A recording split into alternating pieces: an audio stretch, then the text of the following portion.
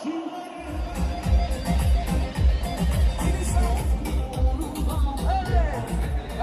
bugün şampiyonluğu.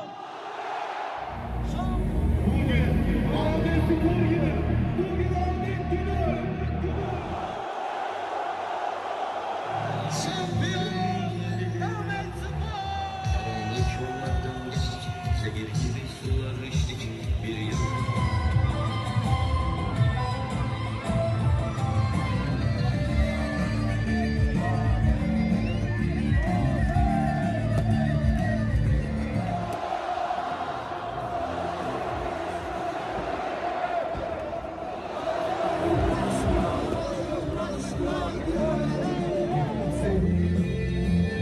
Sanki yarsın özledim seni.